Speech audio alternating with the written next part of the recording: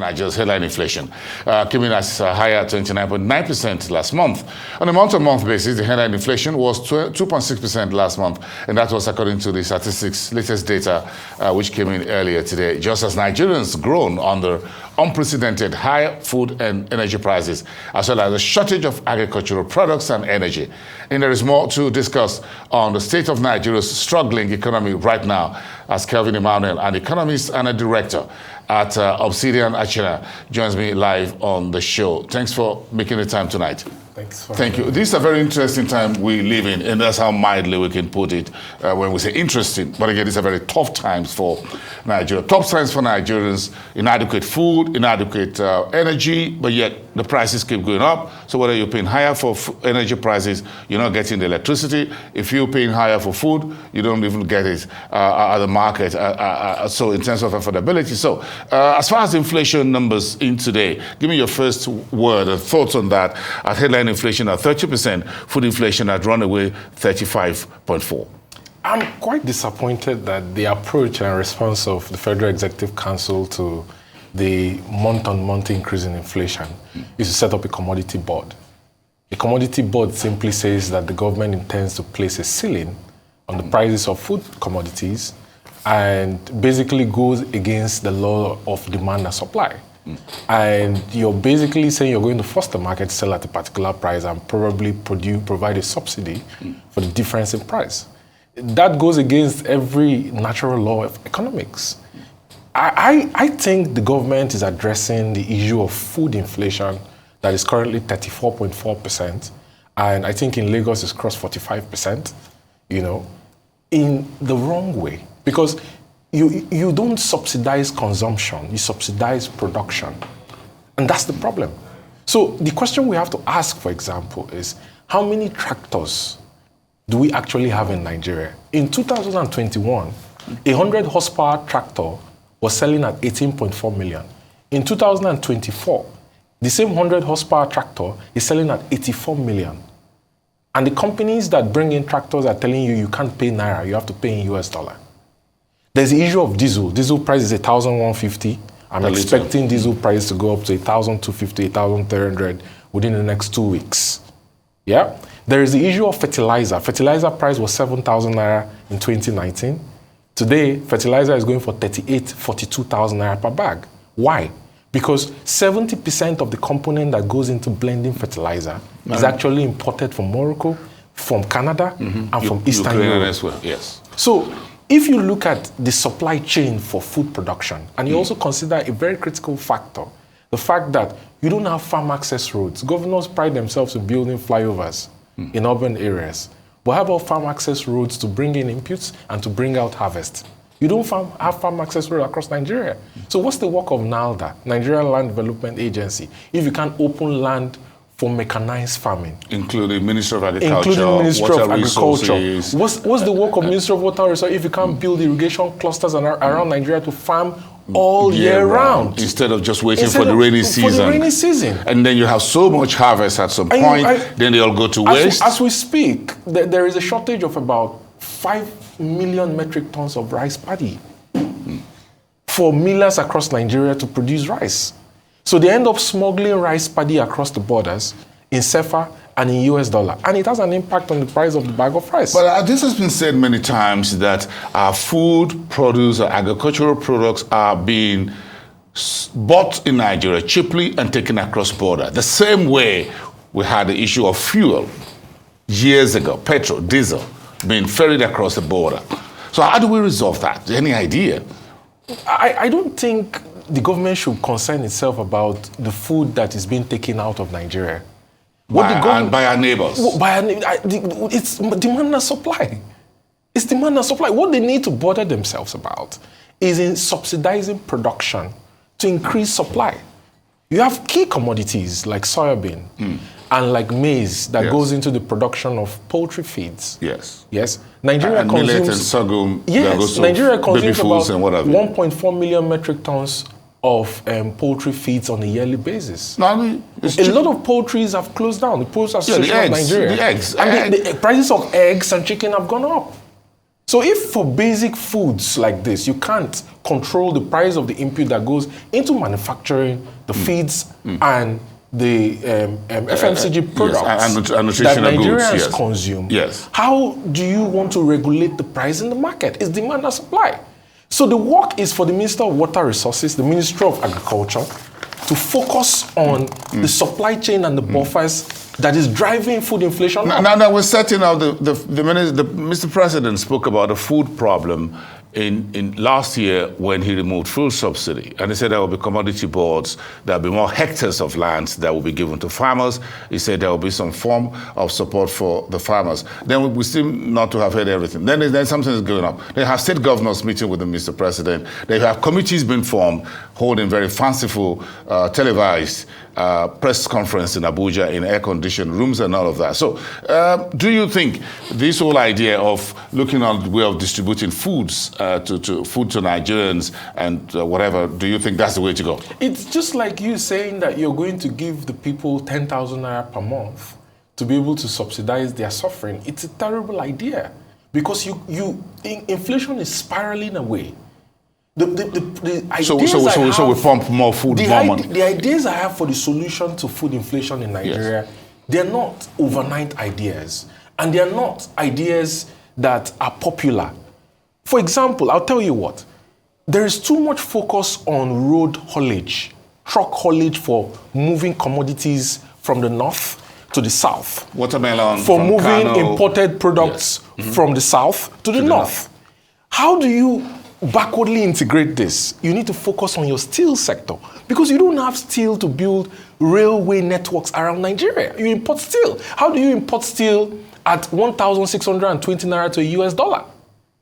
If we can move food from the rural communities in each state government to the capital, for example, to the state capitals, for example. So if you talk about Ogun State, for example, you've got some major cities in Ogun State, for example, aside of Abeokuta, you have Ijebu-Ode and a few other Shagamu. So you can move food from the hinterlands, right? In Ogun State, for example, to those major towns where we could have some cottage industries and all that. Is that very difficult to do? Can we do that? Can we replicate that in Benue State, for example, to go to Makurdi or whatever, which is the closest? But again, how do you get there and how do you get those food products out? So there are trunk D roads, right? Yes. Trunk D roads, they're supposed to be under purview of local governments. And then there are, trunk C, trunk B roads under state governments. Yes. So this goes back to the autonomy, financial autonomy of local governments. And the issues around the immediate past president's effort on the fifth alteration to the 1999 Constitution, fiscal federalism. Because if the local governments don't have financial autonomy, they can't do trunk D roads, which are usually farm access roads, to enable the easy movement of inputs into farms and the easy movement of output and harvest from the farms. But we've seen FAC allocations, my friend, and I'm going to get upset with you because, again, we've seen FAC allocations coming in hundreds of billions of naira. How much does it take to build roads that are existing or just repair them? We're not building an undersea cable, my friend. To be honest with you, I don't know what the Nigerian Governors Forum is doing. Because I haven't seen a coherence of strategy. Because some of these roads we're talking about already exist. There are quite a number of states in Nigeria where there are no farm access roads.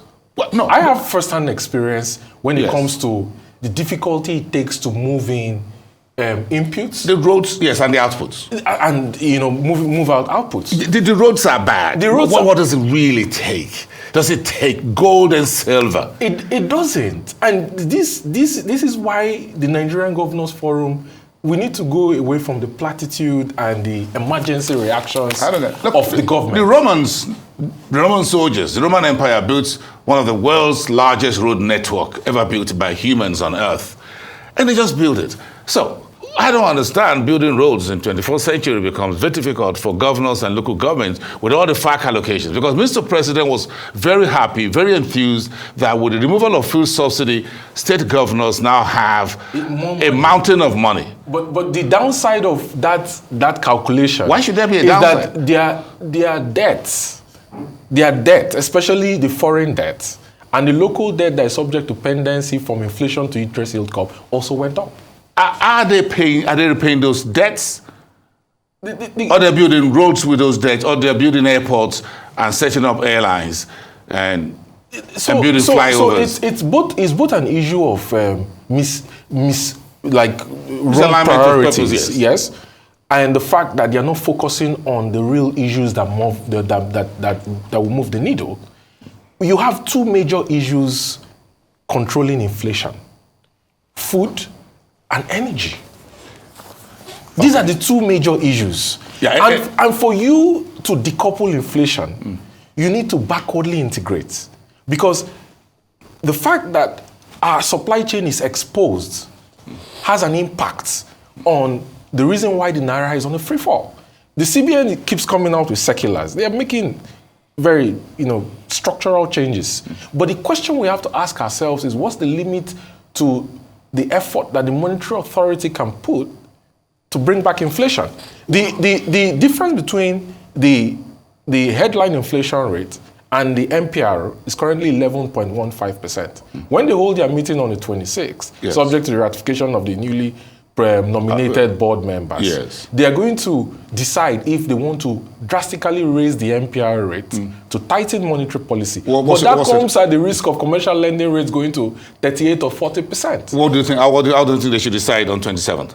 By how much? I think somewhere around 250 to 300 basis points will not be bad. But then the impact on non-performing loans and the fact that it's going to strangle production in the real economy is the other side of wanting to reduce the negative return on yield, yes, for inflation to interest yield curve. Okay, so let's get back to the fiscal side on energy. You just touched that a few seconds ago in terms of electricity. So the government wants to remove subsidy on electricity. But again, when you look at the power sector, what do we have to do differently? You remember the 7 million metering gap that we said we're going to close this year? That doesn't look like we can do that anytime soon from the way things are going. It looks like the government is looking for how to shift the subsidy in the power sector. Is there any new idea on what we can do in that sector to support the agro-allied, agro-industrialization, food processing? It's a good thing that the government has decided, the president has signed the Electricity Act. Yes. But it needs a concerted effort because as we speak, there is a debt, what they call historical tariff shortfall of 1.3 trillion naira that is being owed to the GENCOs from impairment from the DISCOs. And that is because only 43% of the total number of electricity customers currently in Nigeria, which is anywhere around 11.9 million customers, actually are on prepaid. So quite a number of DISCOs are insolvent currently, and they need bailout or they need some kind of restructuring to sell to new owners that are liquid. Okay, so you have legacy issues in the electricity sector. And to be honest with you, I wouldn't put all the blame on the current minister because he inherited a huge problem. There is the issue of the fact, for example, yes, that we need to break the power ministry into different areas to focus on generation, to focus on transmission. But once he is appointed as a minister, his job is to start to resolve those problems. True. No, number one. And not to harass them. The issue of power has been moved from exclusive to concurrent list. But the question now is, are the governors going to share the 1.3 trillion naira that is being owed to the GENCOs in historical tariff shortfall and pay it off? Because if they don't pay off that money, the GENCOs will not be incentivized to put their money in. Maybe we've got to do some securitization there are also issues around gas. For example, in the entire Southeast, you don't have any high-pressure transmission pipeline that distributes gas. The only state in the Southeast that has access to gas is Abia State, because Abia State produces oil and gas. It's part of the 13% derivation basket. Yeah, so for Enugu, for Ebonyi, for Imo, and for Anambra, there is no pipe that takes gas through for any GENCO supplying them gas to be able to get gas to run their thermal plants.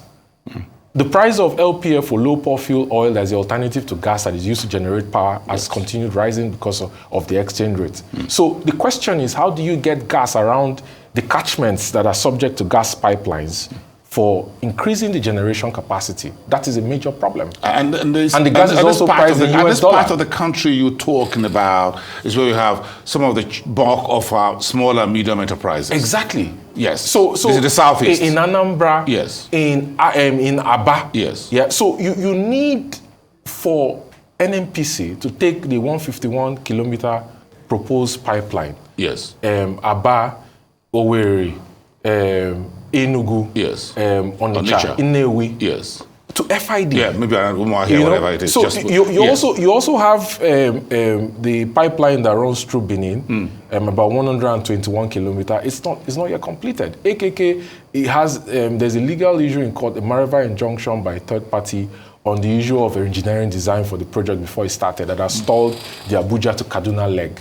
Yeah. The North needs gas. The North also needs to work on renewable energy. You go to the UAE and see what the UAE did with the UAE has about 3 million solar panels, and it doesn't beneficiate cobalt, aluminium, and tin for producing solar panels. Yes. So if we have these raw materials, if we have these mineral resources, yes, what do we need to do to take advantage of the solar energy we have? Well, I was just about to ask you where we're going to find money for all these projects you're talking about. So that goes back to the NNPC, which is the golden geese that we have right now, still have to lay the egg, whether we like it or not. So I'm thinking, how do we get this? With the NNPC, oil production remain below target, oil prices running around 70, upper end, 80, lower end, whatever, in and out with the Middle East crisis. Fuel subsidies back on the front burner. What's your playbook on that to support some of these projects, because we need money on both to do the gas projects and also to ensure that whether we do a subsidy or we're going to take it out, we're not even sure where we are right now. So first of all, I believe NNPC needs complete business process reengineering. I look at NNPC's balance sheet sometimes and I say there are some businesses they shouldn't be in. For example, in their 2023 financial statement, they did less than 700 billion naira from gas. That's paltry. That's paltry. Yes. So, for example, I don't think NNPC has any business doing retail. NNPC should leave retail for the other players in the downstream sector. Why? Saudi Aramco does it. Why? What's wrong with that? They are bigger fishes to fry. Yeah? NNPC needs to take advantage of the gas Nigeria has. And NNPC needs to, with the fact that its major shareholder is the government, provide the lead for other companies to go in terms of, number one, FLNG, floating LNG terminals to maximize the use of associated gas, non-associated gas fields, which is an area that Nigeria is currently not talking about and that has a lot of potential. The reality is that even upstream, in total, daily we do 5.6 billion standard cubic feet of gas, which is not sufficient. We've got the gas master plan, we've got the UPRs, we've got the gas whatever. Who is working on all these things you're talking about? Or we're just working at a slow pace? What I expected the president to do when he assumed power was, number one, to commission a full external forensic audit of NNPC. Then after that report is given to him, bringing consultants to embark on complete business process reengineering of NNPC. And then after that is completed, send NNPC to the stock markets to raise capital, to fund important projects that can actually generate money.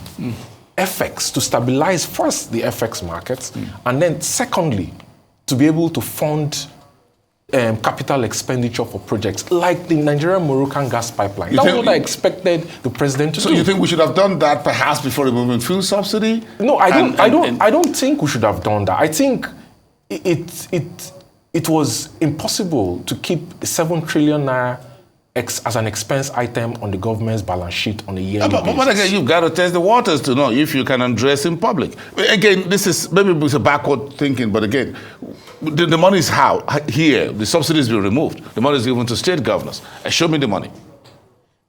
The state governors have not. I don't know what they've not been good stewards of the resources that are given to them at FAC. I don't frankly see. I'll tell you there are 10 out of 36 states that are financially viable. If the states in Nigeria were companies, there are only about 10 states that are investable. So we didn't really think that through, that if we give these folks $1 trillion naira, 2 trillion every month to share, they're going to share it with the people or do the right thing for the people. Or we just thought if we give them the money, they're just going to they're going to be good stewards in the manner of speaking. Right now, it doesn't look like that way. That the state government. Isn't it a coincidence that whenever FAC is shared, yes, the Naira drops at the FX market? Isn't it a coincidence? Look, these are some of the historical It's problems. a coincidence. Okay. So we have to talk about the fact. Is it a coincidence or not a coincidence? It is a coincidence. I don't like coincidences. Yeah. So we have to talk about the fact that as we speak right now, the state legislatures in Nigeria don't have the wherewithal to hold the executives to account. Yeah, that's a story for another day. So the central bank, do you think the central bank is hitting the right notes with this? Oil sales, you can't take 100% of the dollars out. You can do 50 now, another 50% in 90 days. In order to prevent a shock to the FX market by saying that at first instance they're allowed to repatriate 50%, then another 50% after 90 days, it might seem like a good idea. But the other side of it is that when you bring a policy like this, there's a chance that these oil companies might set up power of attorneys, send the money to a third party offshore, and bring in only funds that they need for OPEX into Nigeria. And the IE markets will take a hit because currently, as we speak, when it comes to autonomous supply of FX in the market, yes, the IOCs are the largest contributors. Mm-hmm. So it's a double-edged sword. Well, yeah, so we've got to bite one. So one of the areas I'm thinking, I thought we were going to have a break on this show, but I'm sure we can't have it now. We just have to keep rolling this on because it's very interesting. Egypt is looking at about $6.5 billion in privatization money this year.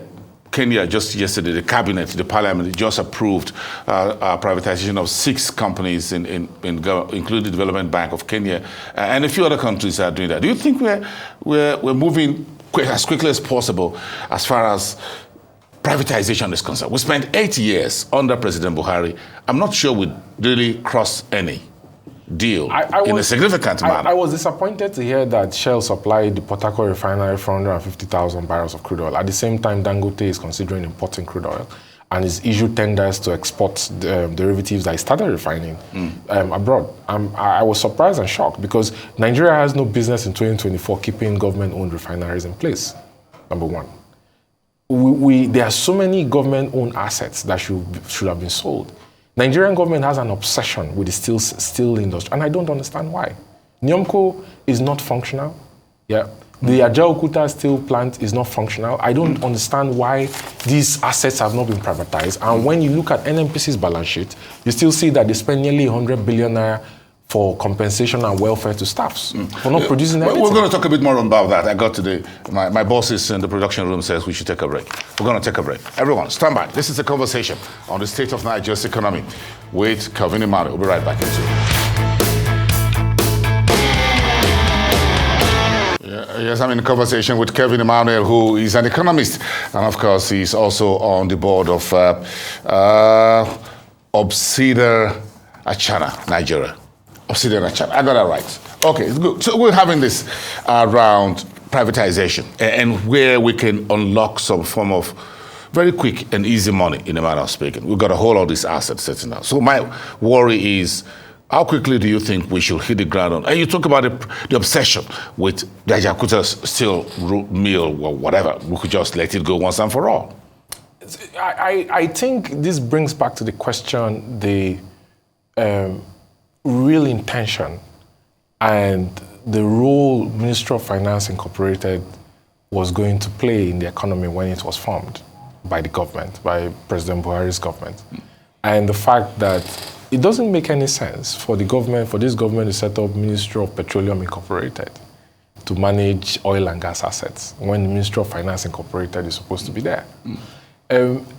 So basically, the government-owned enterprises, their work is to optimize shareholder value, maximize shareholder value. Yes, for the government. And for Nigerians, exactly. in the manner of speaking. And one of the major points the MOFI is supposed to recommend to the president is privatize. What should be privatized? Sell.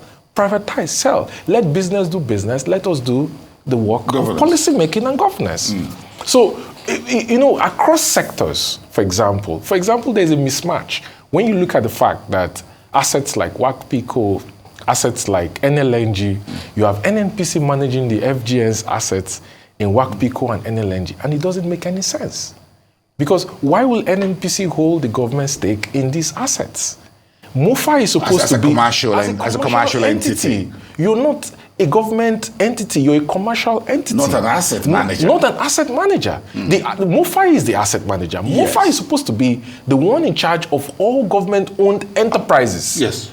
So they are like a business enterprise that are mandated by the government to optimize and maximize shareholder value. So whatever they need to do in terms of business process engineering, in terms of hiring and firing, in terms of downsizing, in terms of restructuring, to ensure that the government gets the most value from its assets or its equity in those assets, should be done by MOFI, not NNPC. Not an NPC. So we need to understand that the government has no business doing business. And over time it's been proven that the government is not a good manager of resources.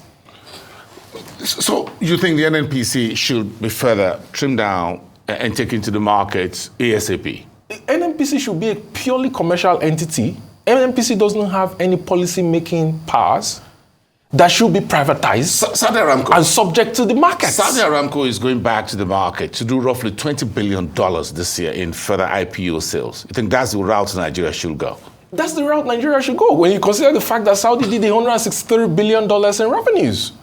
It doesn't make any sense that NNPC did less than $10 billion in revenues, and NNPC is actually excited about the fact that for the first time it returned 4.5 trillion naira to FAC. What is 4.5 trillion in the grand scheme of things? It's nothing. Yeah, it's a drop in the ocean. So do you think we should also, if we further look at our fiscal position right now, very delicate, teetering in the manner of speaking, if we need to rejig the international debt obligations, Ghana, Zambia, Ethiopia, Kenya, and a few others, Egypt as well.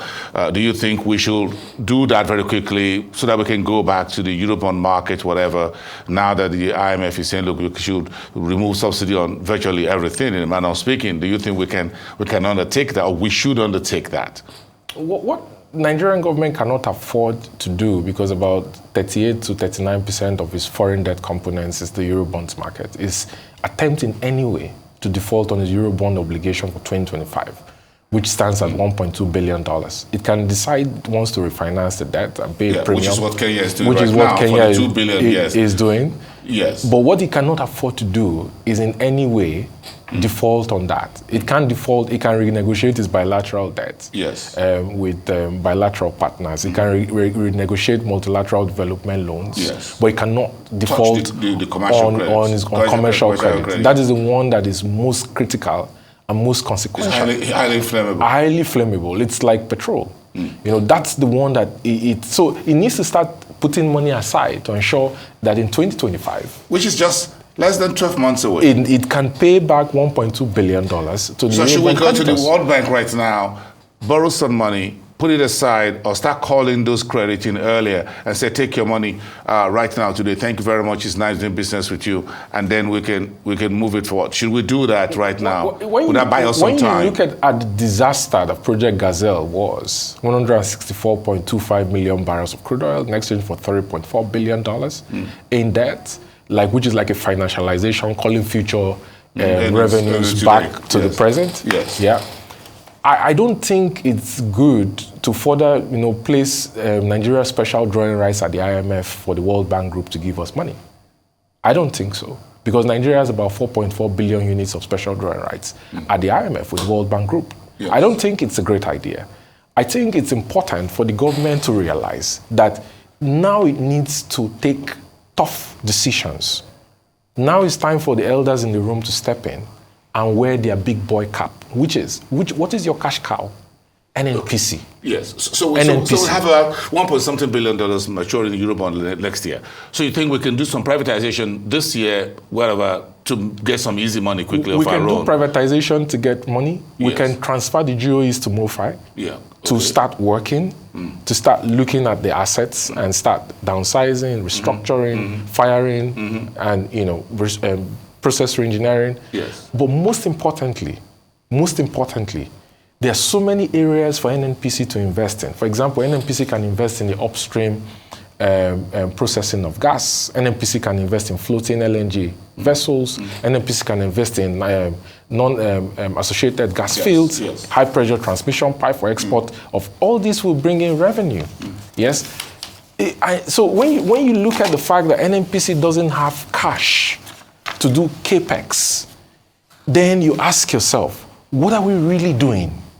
You have a vehicle, you have the natural resources, you can afford to take the vehicle to an IPO and raise $30 billion. That way you stabilize the FX market immediately, and you also have money to fund capex in assets that will bring you monies. Why are we delaying? So the folks that should be working really hard right now is the MOFA guys and the Minister of Finance, in Emmanuel speaking. For the Minister of Finance. Because these are the folks that need this critical backbone thing you think you're talking about, isn't it? But that has to be done at that level. I think Wale Edun is making some changes that are good. I saw the fact that the CBN talked about price verification, 15% minus and plus 15% on, overestimation of imports and underestimation of exports in order to shield revenues. Oh, yeah. I am disappointed that Wale Edun has not impressed it on the president and OFEC to strip NNPC, turn it around, and take it to an IPO. You've mentioned IPO in this conversation more than any other words. IPO. Because without an IPO, you can't get cash to invest in assets and vehicles that will bring in FX for the government, stabilize the FX market, and reduce the debt financing component in the budget, which is currently 48% and takes 94.8% of capex. And I agree with you. Our neighbors are doing it. That's the way. You're sitting on idle assets that is your own, and you've invested in it, and you can sell it down very nicely.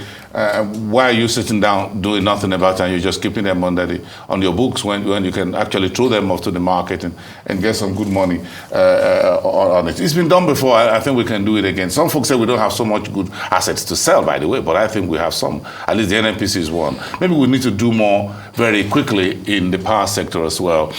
Maybe. The issues in the power sector are complicated because you have issues upstream, midstream, and downstream. Yeah, okay. We need to, the state governors, the Electricity Act has been signed, so the state governors need to move in quickly to unbundle TCN. TCN needs to be unbundled first. Unbundle TCN and create more TCNs. More TCNs, yes. Like at least 10 different TCNs, regional TCNs across the country. To support this whole Electricity Act that we signed. You also need to move customers from prepaid to postpaid to reduce the tariff shortfall in the final settlement statement sent by GenCos to market operator.